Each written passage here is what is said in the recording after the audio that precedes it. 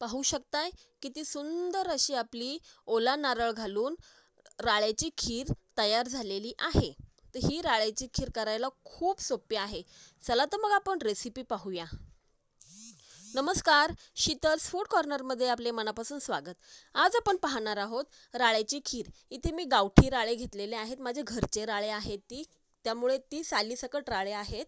हे आपल्याला मिक्सर मधून वाटून घ्यायचे आहे आणि मग त्याची साल आपल्याला चाळून आणि पाकडून वेगळी करायची आहे। तर मी पाहू शकता मी इथे वाटून घेतलेली आहे आणि आता चाळून आणि थोडीशी पाकडून अशी हे राळे घेणार आहेत। हे पहा, इथे राळे मी वाटून त्याची डाळ करून घेतलेली आहे आणि सालही काढलेली आहे। आता स्वच्छ धुणार आहे। इथे माझ्या सासूबाई राळे धुत आहेत। स्वच्छ 2-3 पाण्याने धुवून मग ती शिजायला घालणार आहोत। तुम्ही कुकरलाही ती शिजायला घालून त्याच्या 4 ते 5 शिट्ट्या करून घेतल्या तरीही चालतील, पण मी इथे डायरेक्ट शिजवणार आहे। हे राळे शिजायला थोडासा टाइम लागतो, परंतु राळ्याची खीर खायला खूप छान लागते। पाहू शकताय मी इथे राळे शिजायला घातलेले आहेत।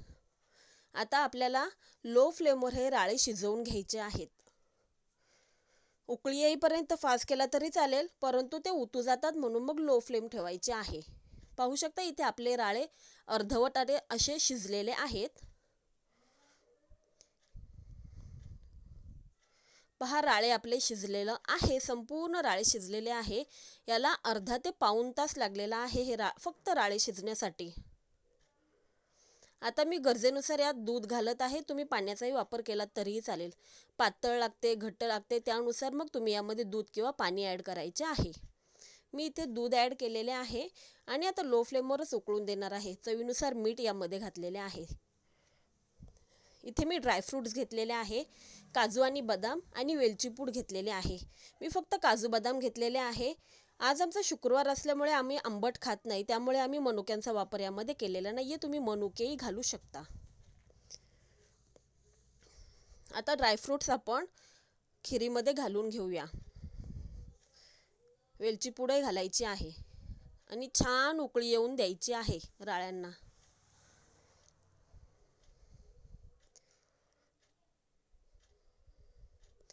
ही राळ्याची खीर खायला खूप सुंदर लागते चवीला। एकदा नक्की ट्राय करून पहा। यामध्ये मी साखर ॲड करणार आहे। तुम्हाला जसं गोड लागतं किंवा कमी गोड लागतं त्यानुसार मग साखर ॲड करायची आहे। आम्ही थोडी कमीच गोड खातो म्हणून कमी साखर मी ॲड केलेली आहे। आपली राळ्याची खीर ऑलमोस्ट रेडी झालेली आहे। आता इथे मी ओला नारळ किसून घेतलेला आहे, तो ओला नारळ यामध्ये घालून घेणार आहे आणि एक वाफ काढून घेणार आहे।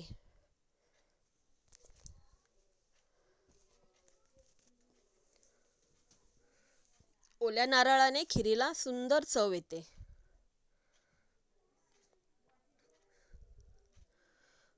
पाहू शकताय आपली राळ्याची खीर तयार झालेली आहे। एक महत्त्वपूर्ण टिप, आपण जे स्टार्टिंगला राळे शिजवले ते राळे शिजवताना आपल्याला झाकण ठेवून राळे शिजवून घ्यायचे नाहीये, नाहीतर मग राळे उतू जातात। अगदी लो फ्लेम असलं किंवा कितीही कमी राळे असले तरीही उतू जाणार, म्हणून राळ्याचा बनवताना झाकण ठेवायचे नाहीये।